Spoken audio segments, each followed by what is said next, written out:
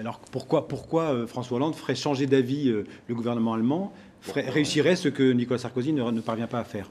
Pour une raison qui, je crois, n'échappera à personne, c'est que quand François Hollande sera élu président de la République, sa légitimité à porter la parole de la France, la force qu'il aura en s'exprimant au nom de la France, cette légitimité et cette force seront beaucoup plus pesantes, réelles, que celles dont Nicolas Sarkozy bénéficie aujourd'hui. Pourquoi? Car, pour deux raisons. Nicolas Sarkozy, le président de la République en fonction. Non, je ne conteste pas sa légitimité jusqu'au terme de son mandat.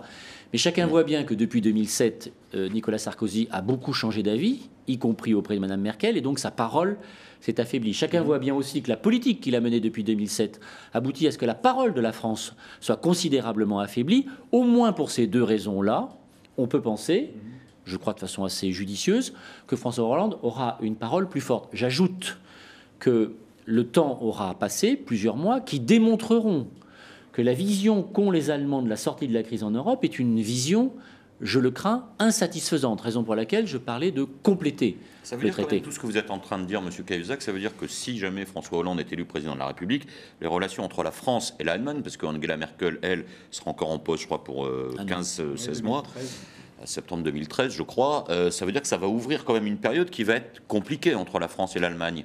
Parce que là, quand même, les deux dirigeants, Nicolas Sarkozy et Angela Merkel, marchent quand même de concert. Oui, le climat sera différent. Et quand vous faites remarquer que les deux dirigeants marquent de concert, c'est tout simplement parce que le président de la République marche au même rythme que Mme Merkel, car c'est elle qui décide et c'est le président qui suit. Un président de la République française, récemment, fraîchement élu au suffrage universel, aura, je crois, des exigences manifestées avec une force et une légitimité que je crois plus importantes, plus réelles que la force et la légitimité que manifeste ou dont dispose aujourd'hui Nicolas Sarkozy, lequel a dilapidé le capital de confiance qu'il avait pour une raison assez simple. On a tous oublié, je crois, le discours qu'il a fait, il me semble que c'était à Luxembourg, quelques semaines ou mois après avoir été élu. Il est quand même allé expliquer à Luxembourg, y compris aux dirigeants allemands, que l'engagement de la France que Jacques Chirac avait pris de restauration de nos finances publiques, il l'oubliait, qu'il n'en tiendrait pas compte.